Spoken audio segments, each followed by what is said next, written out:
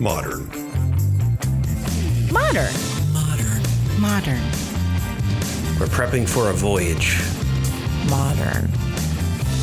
The force of an old-fashioned equals whiskey mass times bitters acceleration. Why don't you make that a double? Modern bar cart.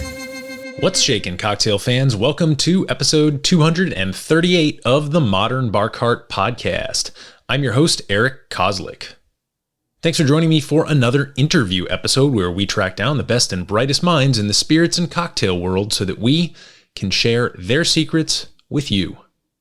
This time around, I'm joined by Lars Williams and Mark Emil Hermansen, the co-founders of Empirical, a company that makes category-defying spirits designed to evoke poignant memories and spur positive change.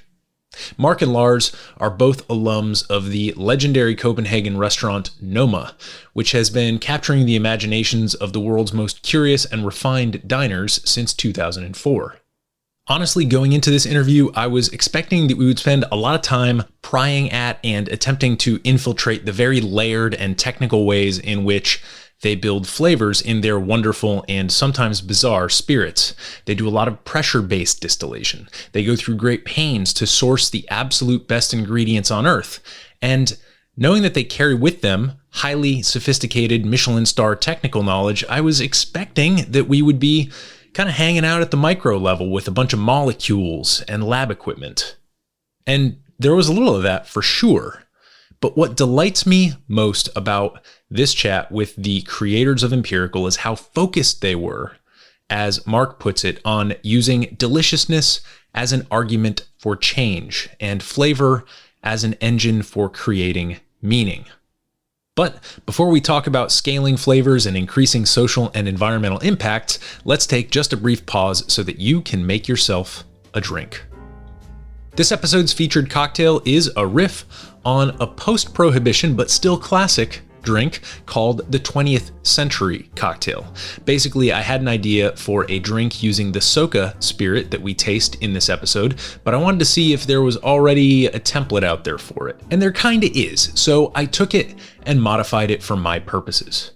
The original 20th Century Cocktail was first published in Billy Tarling's Café Royal cocktail book in 1937 and created by British bartender C.A. Tuck in honor of the 20th Century Limited train that ran for decades between New York and Chicago. The original version contained gin, lillet, creme de cacao, and lemon juice. But taking a cue from some pointed advice from Mark that we'll hear later on, I decided to dial down on the sweetness. So to make my version of this drink, which we'll just lazily call the 21st Century Cocktail, you'll need 1.5 ounces of Soka sorghum spirit, 3/4 of an ounce of lemon juice, 3/4 of an ounce of Lillet Blanc or a similar lightly sweet grapey aperitif, and a few dashes of our embitterment lavender bitters.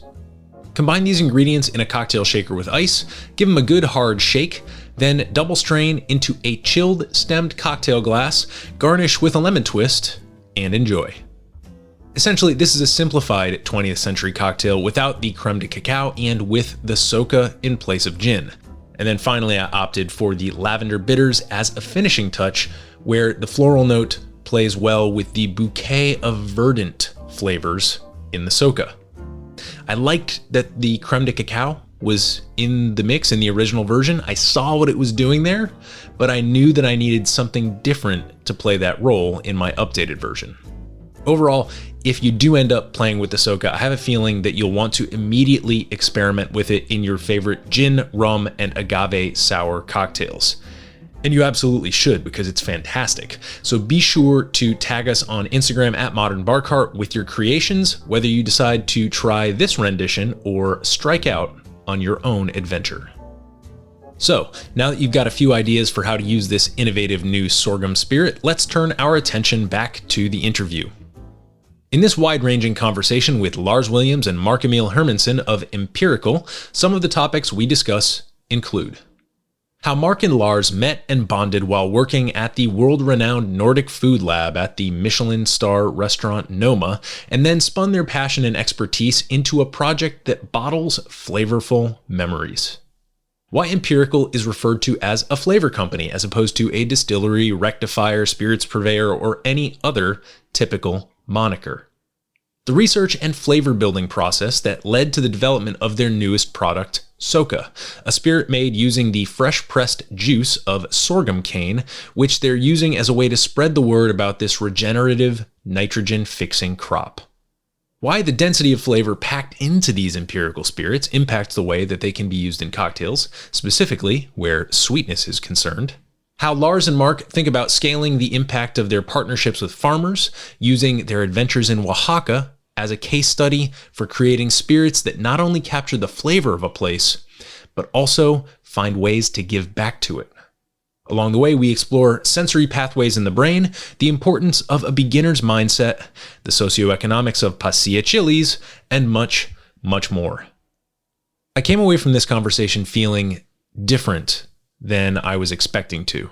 Instead of a nerd out session with a couple guys who run an awesome vacuum distillation rig, it was more of a heartfelt examination of how flavor makes people feel. Where you might normally expect a focus on production efficiency and market penetration, Lars and Mark choose to model wonderment for the natural world and a benevolent drive to improve the lives of others. There's a lot more to say about all that.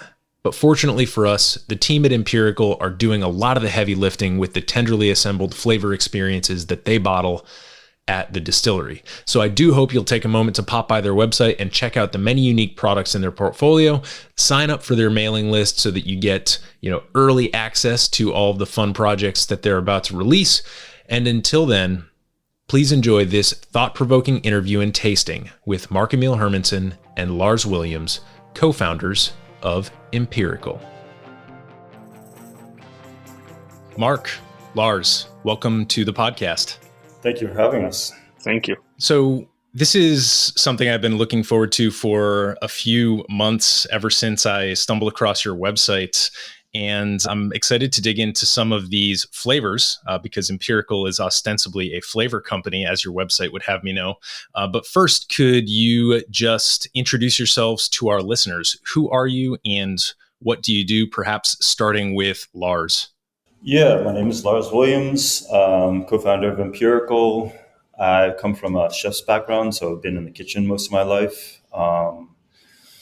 We began Empirical 5.5 years ago with the idea of kind of taking all that hard work and innovation, blood, sweat, and tears that we've been putting into our industry in a culinary sense and applying that into something that could be more shareable, more democratic in a way, but still kind of pushing innovation forward. Something bottleable. Yeah, I mean, the story I like to tell is we're trying to figure out what we're going to do. We left our former employer at a moment where they were moving to a new location. It was a kind of a natural breaking point for us to let the next generation step in and kind of do their thing. So Mark and I were trying to figure out what we were going to do with our lives. And as I sometimes do, I was foraging to kind of clear my head. 45 minutes north of Copenhagen. It was a very crisp Danish morning in early spring, but it was like, this beautiful Scandinavian forest and there's this beautiful smell of pine just filling the air, and there's this kind of spongy emerald moss underground. And it was this moment that it was, for me, kind of encapsulated a lot about being in Scandinavia and particularly about being in nature. And I was like, I wish I could put this in a bottle and send it to my sister in Brooklyn. And in a lot of ways, that's how Empirical was sort of born. Wonderful. That kind of attempt to take a sense memory and make it into something that you can put into a bottle.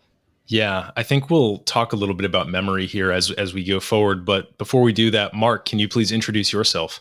Yes, I'm Mark Emil. I'm a co-founder of Empirical. I am actually born and raised here in Copenhagen. By the time I met Lars, I was just graduating from studying anthropology in England and had researched food and identity and sort of expressing identity through how we eat and where that food comes from. And I shared my thesis to try and get a free restaurant at the restaurant Noma, where Lars was leading up sort of the gastronomic research lab at that time. I did not get a free meal for quite a while, but I got a job with Lars my first day. I met him there, and I think that partnership has now lasted for more than 10 years, frankly, or at least working on and off together on different projects.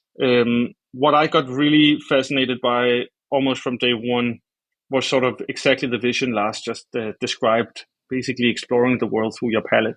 And I think in founding Empirical, for me personally, was to see how can we take that and create almost the infrastructure around to make that vision come to life. That's why we started Empirical. Yeah. So I know that you must get a lot of questions about your time at Noma. So for maybe our listeners who may have vaguely heard of it or have never heard about it at all, can either of you just break down the importance of Noma, the role that it played in the culinary landscape in, say, the past couple of decades, just so that we get a sense of what was going on there and why that was a fortuitous place for both of you to meet and begin thinking about flavor? Should I take this one? Yeah, I think you take it. I was waiting for you. Go ahead, please. I think Noma was one of those restaurants of a generation, which really kind of changed the way that people thought about food and kind of created a way of looking at food, which has had a far-reaching kind of effect and impression on a lot of cooks around the world. I remember I was El Bulli, which is another famous restaurant that had a huge amount of impact on the culinary world, was closing. So it was the last season, and Rene got me a table for one of the last services there. That's Rene Redzepi, chef and co-owner of Noma. According to his Wikipedia page, he had spent some time working at El Bulli back in 1999. And I had this amazing transcendent meal, and I came back and because Rene had staged there for a season, and I asked him, I was like, is there anything that what did you take away from being at a bulli? And he thought for a second, and then he said, it really opened my mind to the fact that anything is possible. And I think that was like one of a big lesson that I learned working at Empirical, that we could, through hard work and dedication and being thoughtful about the way that we did things, could really achieve the impossible in a lot of ways. Yeah, and that's something that we still strive to do in a lot of ways. But it's just in the general context, the way that Noma kind of approached food made it a real thought leader in the space. Yeah, and as I understand, they also did quite a bit to push fermentation to the forefront of the culinary consciousness. Is that correct? Yes, that is correct. So Mark and I met at a facility called the Nordic Food Lab, which sort of was an offshoot from basically the Noma restaurant. And it was a nonprofit that they established to do these kind of like deeper research projects into what we call the pillars of cuisine or foundations of cuisine, and kind of explore the possibilities and taking a lot of inspiration from different parts of the world and then applying that to the Nordic landscape to see, if we took global innovation and applied it to the time and place that we have in front of us, like what were the possibilities? And for me, in terms of leading that project, a lot of it was different fermentation techniques. So when Rene finally asked me to come back to the restaurant proper and head up the R&D kitchen at Noma, I brought a lot of these kind of fermentation techniques, and it became like a centerpiece of what we were doing and how we could add a lot of complexity and nuance into the food without it being this, teeny little flowers and a lot of like kind of fancy or busy looking plating, but there was a huge amount of complexity and nuance kind of behind the scenes. I mean, when we first started, we had to, things escalated quite quickly, and there was probably a few week window where we were going down to the table to present the dishes, and it was like, oh, this fermented sauce that's double fermented with this on top of a fermented beet that's fermented, lacto fermented, and fermented this and fermented that. And then we had to just realize we had to kind of step back the vernacular, as it became this kind of sort of a red line that connected a lot of the different things that we were doing. But that was also as we moved from almost purchasing anything and creating everything from scratch. And again, that's something that we've taken here to Empirical, where we start everything from scratch, from establishing really beautiful relationships with our farmers and our producers, to be able to work with them to get the best possible product in the field so that we can make something beautiful in the end. To me, coming from a chef's background, that's just the only logical way to do it. It's like if you wouldn't go to a 3-star Michelin restaurant and expect to get like a TV dinner with a little bit of tarragon on top. You expect them to have produced something special, right? Right. Well, I think we'll talk about the agricultural impact and the relationships that you're building with the people who are actually farming the raw inputs for these spirits as we consider the featured product for this interview. But before we do that, I want to continue pumping the brakes here and kind of get into this pool slowly. And Mark, I'm wondering, since you are the sort of anthropologist person here, and since you've clearly done work with food and identity, if you might give us, for our purposes, a working definition of flavor, because what anybody will see if they, like I did, go on to the Empirical website is that Empirical, as I mentioned, is a flavor company, not a distillery, not a booze peddler, not a Michelin-star restaurant, but a flavor company. So what does flavor mean for Empirical? So I think a good way to illustrate it. So early on, when Lars and I first met, kind of two things came up for me personally, which I think sort of guides a little bit about how we think about it collectively. First of all, I'd been spending some time, a lot of time in my earlier life playing music, playing classical music. So I was quite well educated in my, in how I would listen to things. I had a stint with art history at one time. I felt like I had a pretty well-educated way of looking at things. But coming into the restaurant industry was really where I felt I discovered my palate and my sense of smell for the first time, and basically how that enables you to open up for sense memories, for frankly creating those moments that makes you feel alive, and always within the pursuit of deliciousness. So as Lars and I started to work together, not only around fermentation, but also other things like eating insects or coming up, as Lars says, with new pillars of cuisine.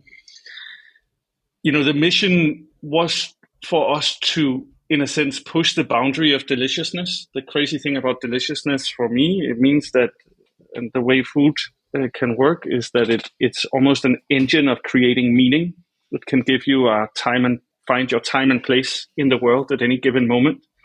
So flavor is more an experience than any sort of physical trait, something like that. But the working hypothesis that we applied, that I would say we definitely still apply, was that the delineation between the edible and inedible is deliciousness. And I think deliciousness is one of those, and Lars, feel free to sort of dig deeper into this. But for me, deliciousness is one of those experiences that creates meaning, whether that's abstract with no reference point, whether it's something that gives you a sense memory, something pops up that you had forgotten about. It's basically, flavor is an engine of meaning. It can be enjoyment, it can be disgust, but certainly something deeply, deeply meaningful embedded in that physical experience. Yeah, and to tag on to that, I mean, when we talk about flavor, we're talking about essentially the combination of taste, which is, on our palate, which is ostensibly 5 different tastes, although I think we'll soon get to the 6th sense of fat, which the scientists are dithering about, but I'm pretty sure that most cooks and certainly any dog will tell you exists. But the predominant part of that is aroma, and aroma is the only sense that we have that directly connects to the hippocampus without being gated by the thalamus, which means that it has a very direct access to memory in the way that your other senses can't have. And that allows us, when we're building a flavor, to create a narrative that kind of really draws on people's emotions. One of the first times I saw this in action was a dish that we had put together in the summer, I think, one year in Noma, and it was a mahogany clam, which is this very rare Nordic Arctic clam, and we dressed it with fermented green gooseberries and a bunch of like little strange Scandinavian herbs. And these are things that my mother had never had before in her entire life.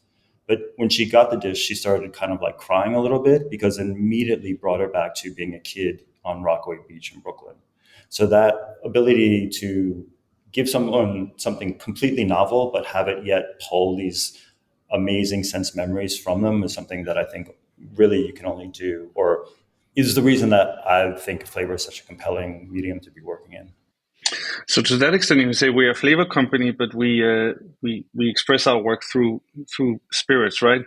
And I think that just for some context, of course, we come from gastronomy, but the experience of deliciousness is not something that is sort of, I would say, out of touch or is in any way gated. And a big part of starting this company was to spread that to more than 40 people twice a day, right? There was a limitation to that, but it's certainly someone that I would say anyone can understand that experience and appreciate it.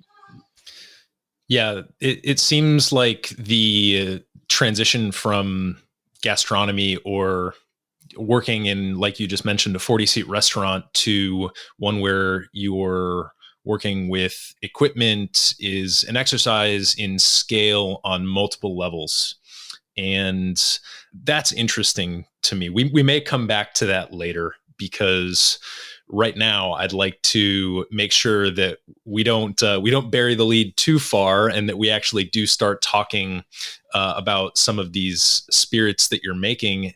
And I want to make sure that our listeners understand the processes by which these liquids occur. You are almost definitely using slightly different equipment than most craft or industrial distillers here in the United States. Unfortunately, I did recently have a distiller on, Matt Power from Tamworth Distilling in New Hampshire, who is also creating spirits using a rotary evaporator. So our listeners who are dedicated fans of the show will definitely have at least a little bit of background in terms of the difference between pressure-based and heat-based distillation. But certainly some of the stuff that you're doing with the fermentation side of things, and definitely the way that you're empirically, we might say, going about the research process for how you build and layer these flavors is going to be completely novel. So what I'm going to do right now is I'm going to take this bottle of Soka, which is sort of our featured star of this show. I'm going to pour myself a little sample so that it can breathe a little bit. And I'm wondering if maybe either one of you would take the lead in explaining how this goes from its base material to this beautiful, clear liquid in front of me. Yeah, so I'll just start off with a very quick preamble. So creatively, we tend to work in three major lines. One is being inspired by just a raw product in itself. That can be a botanical or a base for something. The second is like a technique. So being inspired by, let's say, Jamaican rum production. Or the third can be just a deep research dive into one aspect of what it is that we do. It could be, let's try fat washing every possible fat that we can get our hands on and see if that takes us anywhere. Let's explore every seed variety that we can get our hands on and see if that takes us anywhere. In this case, we were just kind of had like an open-ended research mandate for different starch techniques that we could use for fermentation that we hadn't really been looking for. And Chris, our head of R&D, kind of stumbled across sorghum, and specifically cane sorghum, which is a variety of, so baijiu is typically made of sorghum, or some baijus are made out of sorghum, but it's typically the grain that they're using. And in North America, they're the variety of sorghum that they grow for cane, which is so that they're basically trying to maximize the sugar content that's in the cane. And then it gets juiced in the same way that you would juice sugarcane.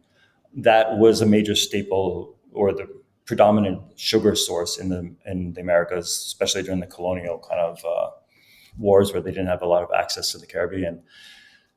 So we kind of stumbled upon this, what's essentially like a relic, and is being produced only by like a handful of farmers at the moment. Although we're hoping that we can inspire some change in that field. And so we got our hands on a barrel of sorghum syrup from Mr. Danny Ray Townsend of Kentucky, and we started playing around with it and got a place where we were very, very happy about the product. We thought we'd done something quite well, and sorghum was also kind of clicking a lot of boxes for us that are important to us as a company, that is using a sustainable crop, one that is actually regenerative, or puts nitrogen and energy back into the field.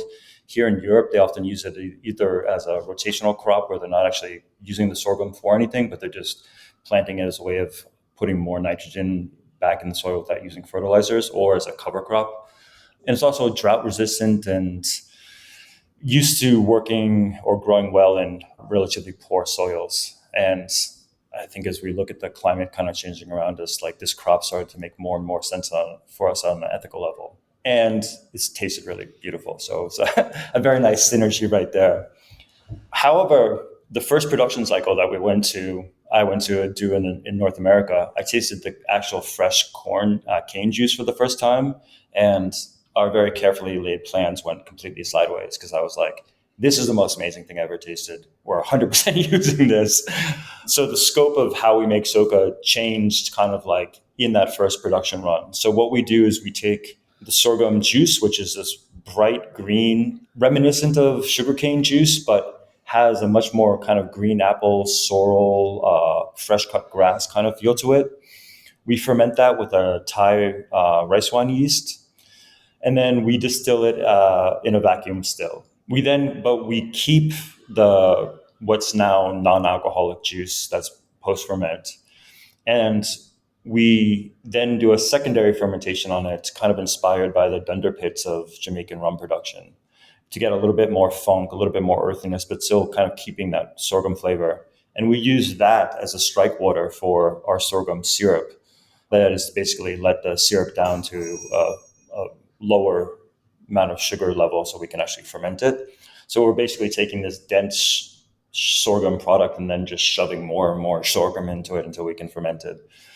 We then distill that, and then we marry those two different distillation fractions together. Wow. So that's more complicated than I was even expecting it to be. But it all makes sense. For us, that's actually a relatively simple spirit. But that's right. I guess we can't help ourselves when we see the possibilities. Well, just to give a little bit of a sensory impression here, it's so funny. As you were mentioning sorrel, I was like, wow, I've only had that maybe a few times in my life, but funnily enough, that it right on the nose. It's green, but it's also it hits that aromatic note that's somewhere between a mentholated note and like a green apple or lime zest note. There's some space in between those two on the aroma wheel that this is sliding right into, which is really, really neat. Yeah, it's the rice wine yeast. This, I was nosing, and even if you are to nose and taste a relatively low quality rice spirit, like some of the cheaper rice whiskeys that might be served at a dive bar with a tall boy can of Chinese beer or something like that, you get that note that's very distinctly rice. So it's interesting, as I hear you describe the density of the sorghum and the amount of sorghumness, for lack of a better term, that you're putting into this, it's still nice to be able to pull out that one note. And maybe you can just confirm or refute this. I might be wrong, but it seems like some of the craft and some of the joy and the meaning of this product is being able to do that, being able to still sense the rice through the sorghum, or the rice yeast, I should say. Yeah, well, I mean, that's interesting because for me, like, I feel like it really touches on like the landscape, which is these kind of like plain fields where the sorghum's kind of grown. So you have these big open, it's like big open farm country, and you have this like these kind of rolling fields of just farmland. And for me, like, it really has that kind of that sense of farmland in a way, not like what we talk about farmhouse tastes in like beers or something like that, but like the actual landscape of farmland. Yeah, it's very green. It doesn't have that sense of fresh cut grass, and it doesn't have that sense of what a lot of people might call petrichor, which is the aroma after a rain, but it very much does have the aroma of like rubbing up against something that is green and growing, if that makes any sense. Mm-hmm. Makes a lot of sense. Perfect. This episode is brought to you by Near Country Provisions. If you're a regular listener of the Modern Bar Cart podcast, you've heard me talk about Near Country quite a bit over the last year, and I have another exciting announcement. They've got cheese, guys. Not only do Adam and his team work with a bunch of awesome local farmers and fishermen here in the Mid-Atlantic to provide you with sustainably raised and delicious proteins, but they've upped the ante yet again, and they now offer delicious cheeses, cow's milk and sheep's milk cheeses that you can subscribe to on a monthly basis, or you can just go ahead and add them to your cart as an add-on at any point. Head over to nearcountry.com and enter the code BARCART when you sign up for your subscription to receive 2 free pounds of bacon or ground beef in your first delivery. That's BARCART, BARCART, all one word at checkout. Becoming a Near Country Provisions subscriber is easily one of the biggest quality of life improvements I've made in the last year or two, so I hope you'll give Near Country Provisions a shot and let me know what you think. Now, back to the show. You mentioned that you're deeply concerned with working with farmers. And Mark, when you and I were chatting just before we started recording, you mentioned that there's this epic heat wave occurring in Copenhagen right now. So maybe we're a little bit more in touch with some of the impacts of climate change in this very moment as we're recording this than we might otherwise be. But can you talk about the project of working with these farmers? And I don't know if I also have the IUC here. It seems like there's also a really interesting story with that product, with how you as a company approach partnering with people who kind of produce these things at the agricultural level. I mean, we were able to find a really perfect partner in a farmer who's only 1 hour away from where we do the distillation. So it allows us to basically, and he's basically devised this incredible Mad Max looking machine, which is essentially 3 separate combines that he's welded together. And it cuts the cane, chops into shorter pieces, and then runs it through a rolling press that he designed himself and had built, which is powered by the motor off of a cement truck, and then basically juices into a tank that's being pulled behind the combine. And then when the tank is full, he literally unhitches it from the combine, hitches it to his truck, and we have it in the fermenters in an hour. So that proximity has been amazing for us in terms of just getting the best possible product. However, in this production cycle, which I'm going down, I'll be there in a month, hanging out with Rich and Brenda, who are farmers in Wisconsin. We're going to ferment some of the juice in Wisconsin, and then we're going to send it to another collaborator partner that we have in California. And that was actually something that he asked about, because a lot of the people that he knows in the California area can no longer grow their full fields because they literally don't have access to water. They can only get enough water to be planting on half of their fields. So they're actually looking for drought-resistant crops. And so he was like, let's do a cycle of production in California, kind of show the farmers that there is this market for this product. You kind of have to show that there is a reason for them to be growing this sorghum before you can kind of convince them to plant half a field of it, right? And if we can do that, then we can have what we think is really useful to kind of inspire people who have the use and need of drought-resistant crops would be super, super powerful. And I think it's something that we really hope for in terms of the impact of Soka, is to kind of inspire people to be doing that similar kind of farming. And we're starting off and trying to inspire people in California, but we also have good friends in Zimbabwe who I think that we're also going to be hopefully collaborating with in the future. They could also be growing sorghum and making their own sorghum spirit. So I think we're trying to kind of create this niche for a sorghum-based spirit, and then see if we can, kind of start thinking about what the future of agriculture for spirits looks like. We find ourselves in a very resource-intensive industry, right? And since we don't put our spirits in a set category, it's not a gin, it's not a whiskey, it's empirical. I think it's just fascinating for us to have these tools to create delicious ingredients, delicious booze, and use deliciousness as the argument for change, right? So it's almost like you take deliciousness and apply them to these either undervalued crops, undervalued ingredients, or more resilient crops. And I think that's the flexibility we sort of realized we had built into this free-form way of doing things that we were slowly building towards.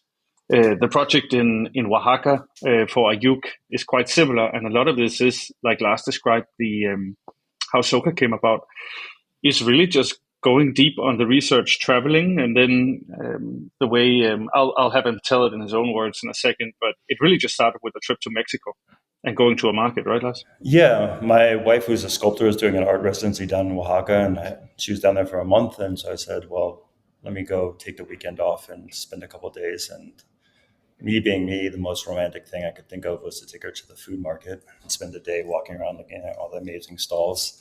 And I came across this beautiful chili that I'd never had like in the landscape where it came from, which is this Pasilla miche chili from Oaxaca.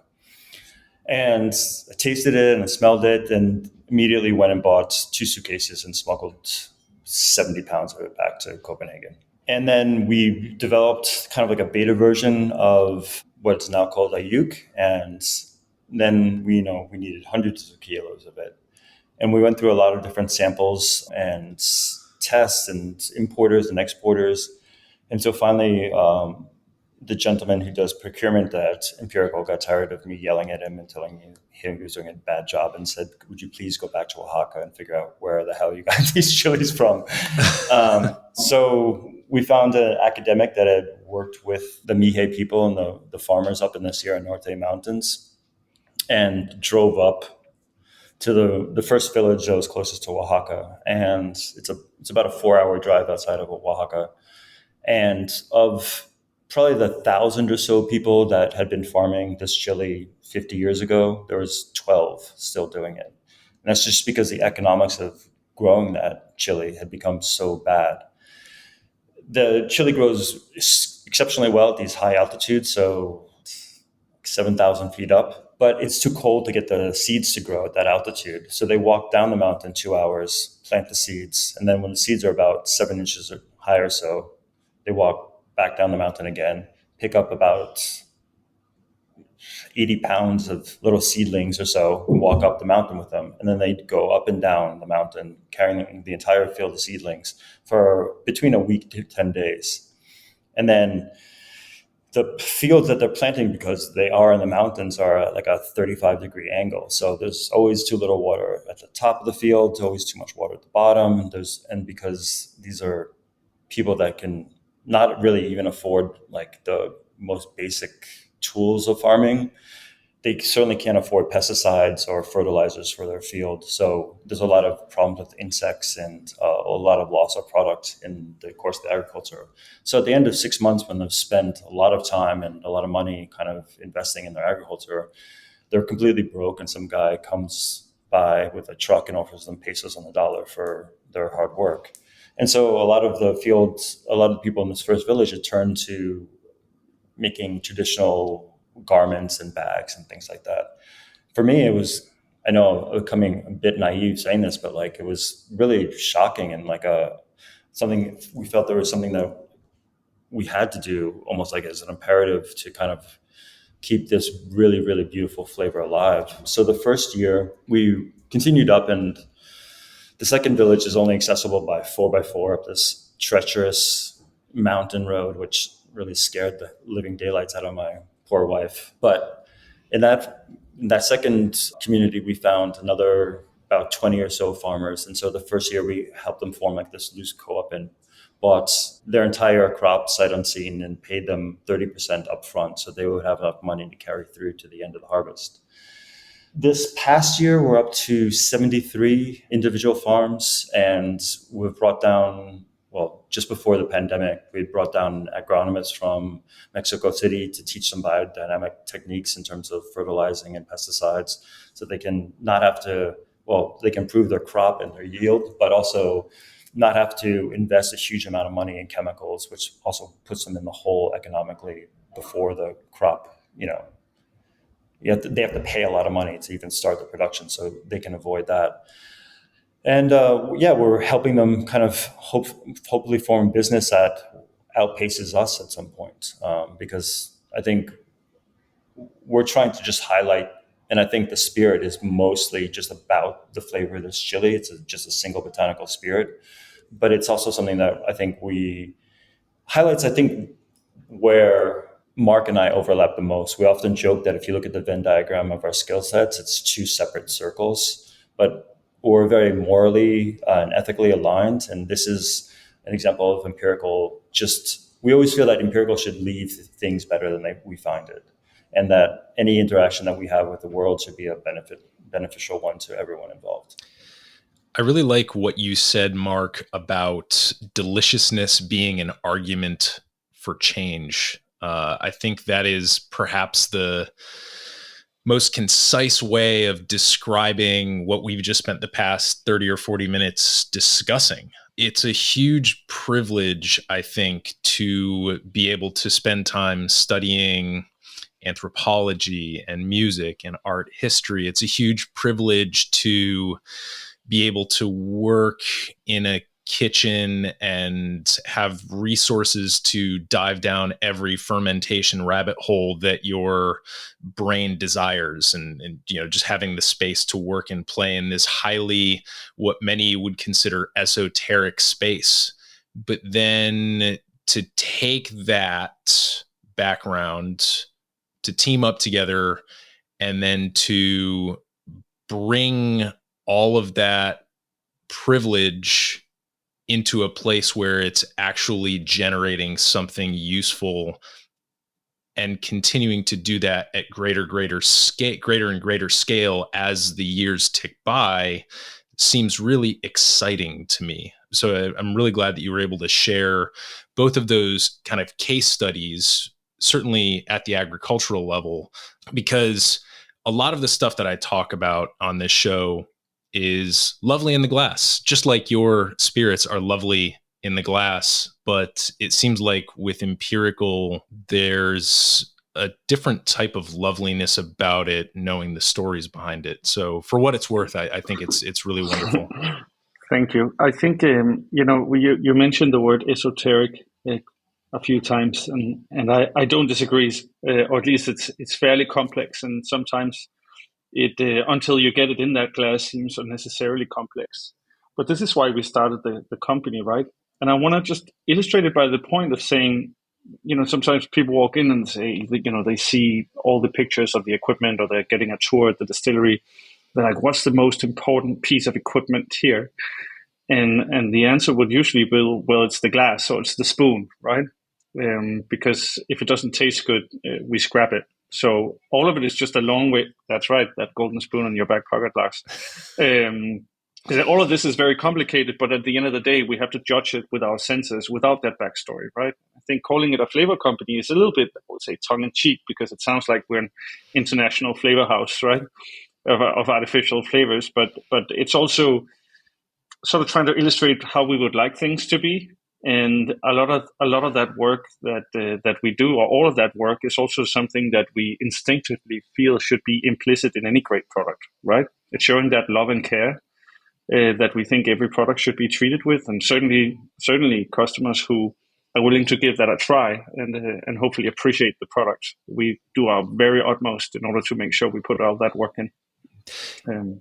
Yeah, to make it worth it. Yeah, sometimes I've done a little bit of restaurant work, certainly not to the level that you gentlemen have. But one joke that we would always have at this little sort of tourist town sandwich shop that I worked at by the ocean was, everything was made with love. And it absolutely was not being made with love in that moment. We were just, we were catering to tourists. We were not doing anything that was exciting with flavor. The prep work was very ungratifying and didn't require any skill or craft. And so we kind of threw it out there. When the servers were asking what was in something, we'd just say love, and it would totally not be the case. When I think about something made with love, I think about, someone who's been practicing a craft for, decades and decades, a grandmother sweating over a pot on the stove that's been simmering for, 2, 3, 4 days with, this one thing that she's known for in her family or in her community. But when you guys talk about the love that you're putting into this, it's almost love on the scale, or the ability of the products to scale, and the love and the value seem to be connected. And generally, when you think about people talking about scaling a company, it gets really cold and really sterile, and balance sheets come out, and there couldn't be less love in the room. It's just people trying to screw each other over to make a margin. But here it seems like the love and the scale are tied. And so I guess for me, that's the real discovery of this conversation. It's the real delight that I've gotten. Obviously, the spirits themselves are delightful. I'd love to hear you maybe speak just about how bartenders have been using these to create amazing cocktails before we wrap up here. But to me, I just wanted to get on the table that the real discovery is that love and scale can somehow be connected. And I think that's the whole hypothesis of the company, is that those two can coexist, right? It's the very, very hard. It's also the very fun part of what we do, is to make sure that those things can happen and coexist, and not be victim to any sort of prejudice around that not being the case. I think, if anything, that's what we want to prove. Mm-hmm. Yeah, and a lot of that is about the team that we've been very lucky to build, and the hard work that those guys put in every day. Not accepting the status quo of their own work, and just constantly trying to improve and innovate and do whatever they can to make their day and their work better. So I think it's something we really tried to shape when Mark and I started this company, but it's something that our team is carrying forward. And with the unfair advantage of being able to approach it with a beginner's mind, we kind of came in and did a lot of learning by doing, and the same is true for a large part of the team. You're not the first people who are doing things at a highly technical level that have emphasized the importance of that beginner's mind. And just to kind of switch gears a little bit here, one of the places where I'm excited to exercise a little bit of that beginner's mind is in trying to figure out how to apply these spirits to the cocktail format, because obviously you're not encountering too many single botanical chili distillates from, a rare type of Pasilla chili on the market. You're not necessarily encountering, grassy, verdant sorghum spirits every day on the shelf. And so I'm wondering if you might maybe give me a couple of threads that I might follow based on some of the things that you've seen other folks do with certainly the Soka and perhaps the Ayuk as well, since we have already mentioned that. I think when we started out, and people said, so how do I use it? We're like, we don't know. You're the bartender. You tell us how to use it. And I think that also gave us a bit of time and having the patience to have us co-create a little bit and kind of going to these very, very acclaimed places and seeing how they put it to life in a way that wasn't necessarily in any way, shape, or form what you would usually expect that bar to have, which delighted, the bartenders and would ultimately delight the customer. I think what we've discovered on a lot of trial and error, fortunately, is that you can make even your favorite drink empirical. It's fairly easy to replace a gin or a mezcal or a whiskey with our products. It's a very smooth product. It's quite aromatic. It's quite versatile. It'll usually, in my opinion, mean that you don't have to add a lot of sweetness to any cocktail, simply by virtue of the smoothness and sort of how much flavor is packed there. So you kind of trade sweetness for complexity, which I think is ultimately a great thing. Yeah, they're very dense in terms of the amount of flavor in a what we might call a cubic unit of flavor in this glass is certainly much more dense than you would typically experience. So I think that that's really smart in saying, well, all right, maybe you can dial down the sweetness because there's so much else going on here. So that's certainly something that I'll play around with as I explore some of these awesome samples that you sent my way.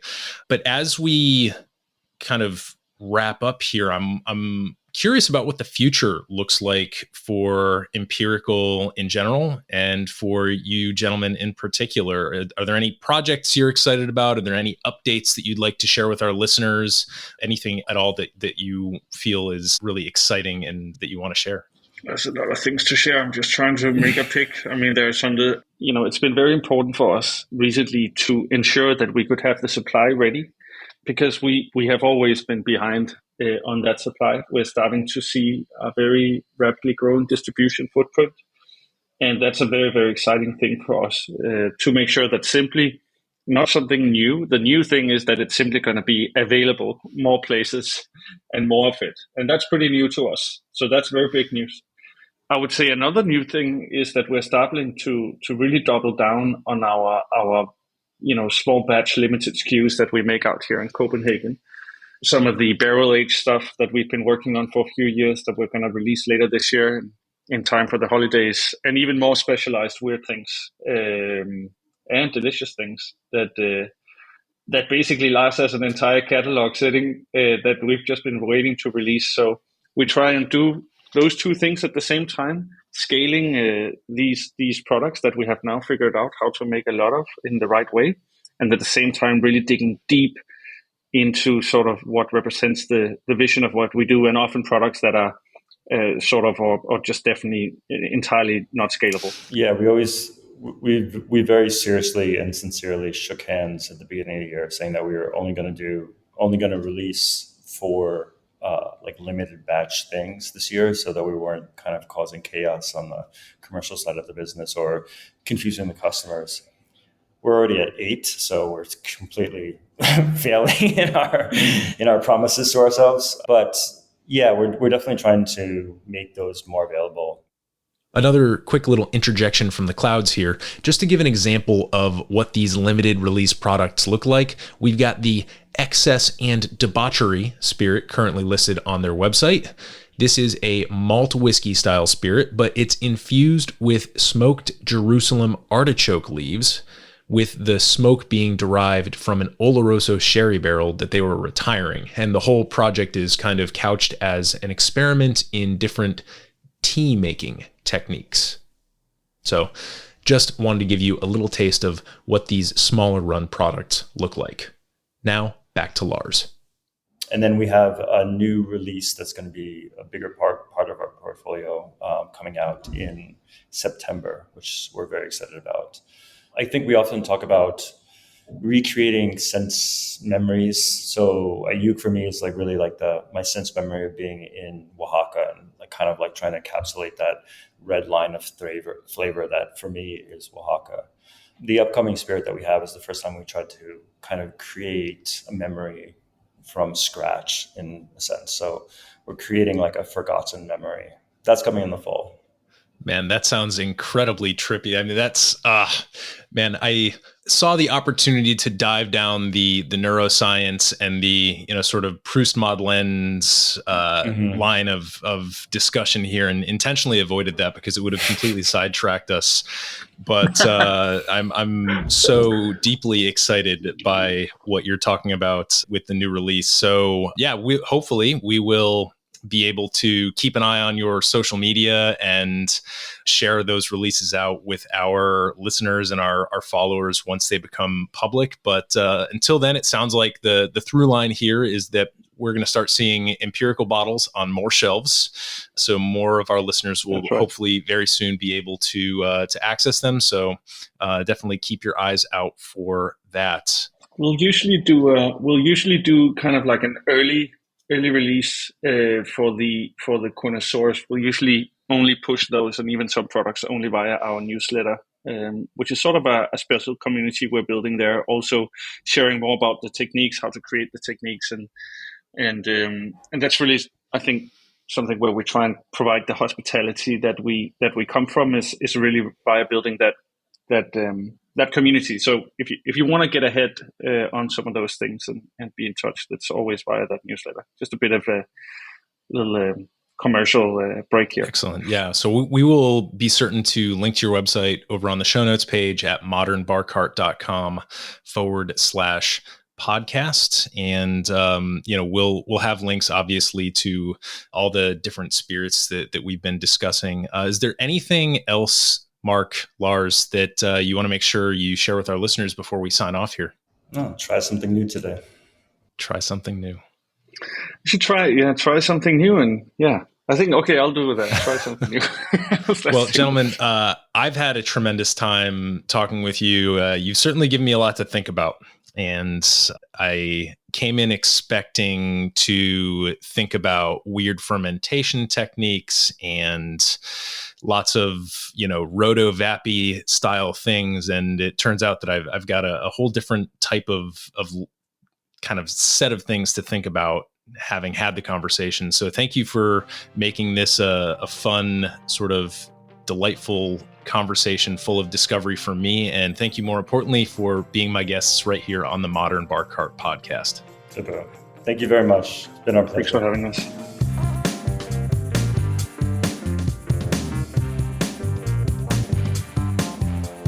Hey everybody, thanks for listening. If you enjoyed this episode, there's two big things you can do for us here at Modern Bar Cart. One would be to tell your friends and family if you think they'd enjoy listening to us talk about cocktails. And if they don't download podcasts, they can always stream our episodes on their desktop directly from the show notes page at modernbarcart.com. The other thing you can do to help would be to head on over to iTunes or wherever you download your podcasts and leave us a review. 5 stars are great, but we're more interested in your feedback. And the beauty is, the more reviews we have, the easier it will be for other folks out there to learn about our show.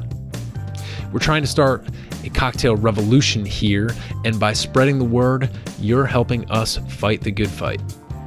You can always reach us by emailing podcast@modernbarcart.com if you're looking for cocktail or bartending advice, or if you're a pro who would like to pull up a mic and be interviewed for all to hear. Also, definitely follow us on Instagram and Facebook at Modern Bar Cart for cocktail porn, recipes, and entertaining tips. And keep an eye out for new product releases and special offers, which are happening all the time. We love our listeners, and we really enjoy giving you exclusive discounts and sneak peeks at our latest and greatest cocktail projects. This episode may be over, but for you, the mixological fun and adventures are just beginning. So remember, folks, drink responsibly and experiment boldly.